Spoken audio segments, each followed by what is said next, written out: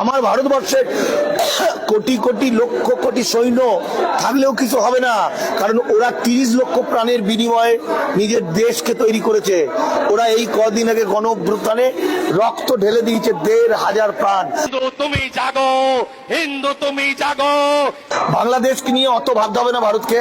বাংলাদেশ একটি স্বাধীন রাষ্ট্র, তারা তাদের মতো ভাববে, তারা তাদের রাষ্ট্রের কাকে গ্রেপ্তার করবে, কাকে পানিশমেন্ট দেবে, কাকে জামিন দেবে, সেটা তাদের বিষয়।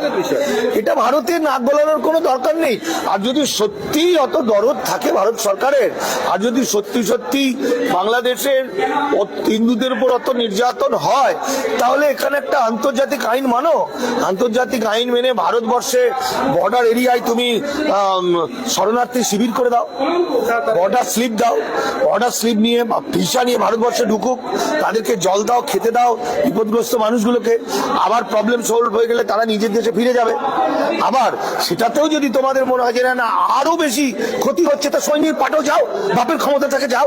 নরেন্দ্র মোদী আর অমিত শাহ, শুভেন্দু অধিকারী একদম টিনের তলোয়ার নিয়ে গিয়ে ঘুরিয়ে ঘুরিয়ে দেখে কত বড় বাপের হিম্মত, কত বড় বাপের হিম্মত। ক্ষমতা থাকে তো বাংলাদেশে লড়াই করুক।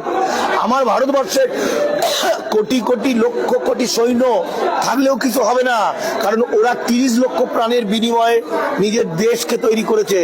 ওরা এই কদিন আগে গণঅভ্যুত্থানে রক্ত ঢেলে দিয়েছে 1,500 প্রাণ, আর সবটা করতে পেরেছে ওরা বাঙালি বলে।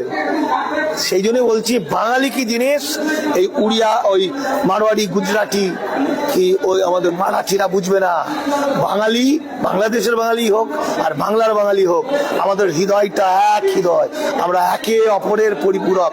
মাঝে একটা মনে করেছে ওই বর্ডার দিয়ে, কাটা দিয়ে আমাদের হৃদয়কে ভাগ করা যাবে, কখনো হৃদয়কে ভাগ করা যায় না।